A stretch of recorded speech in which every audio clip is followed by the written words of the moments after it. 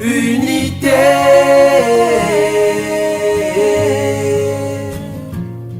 unité. Le ciel est blanc, le sol a plusieurs couleurs, la terre est ronde, le monde a plusieurs erreurs. L'humanité hospitalière, l'homme est hostile, toujours uni vers un être de sa couleur. L'humain est incolore devant le Créateur. On ne choisit jamais sa race, même pas ses parents, qui moins un la couleur de sa peau, bien que cela définit notre identité. On partage le même monde, le même air, le même espace sans préjugés de nos jours. La couleur de la peau est la cause de notre intolérance, de notre indignation, voire même de notre rejet.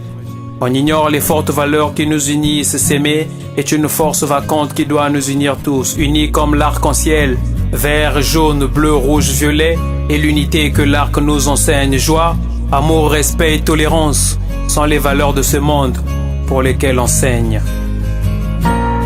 Unité,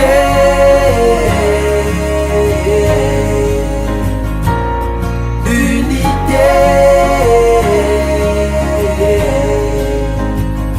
Moi, je suis noir et fier de l'être, cosmopolite et fier d'en être, issu d'une race hybride.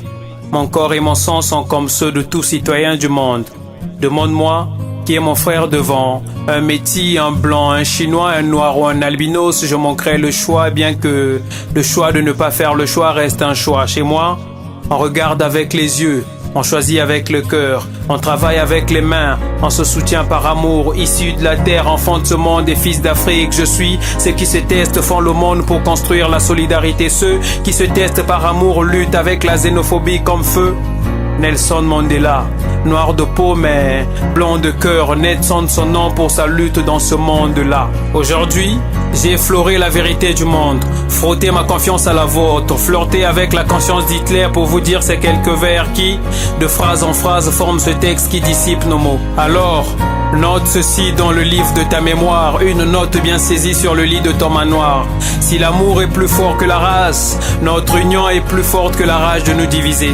Riches ou pauvres, tous en avant comme un seul homme pour vaincre nos différences. Afrique noire ou blanche, Asie, Europe ou Océanie, tous avons la terre comme patrimoine, nous sommes un seul peuple. Je me sens mal de voir un peuple se diviser pour une partie de terre, voir un Américain dire à un Égyptien dans son pays étranger, un Togolais le dire à un Congolais, un Ivoirien, un Français, un Malien, un Éthiopien, un Tchadien, un Malgache, un Béninois le dire à un Chinois. C'est triste. Pourquoi?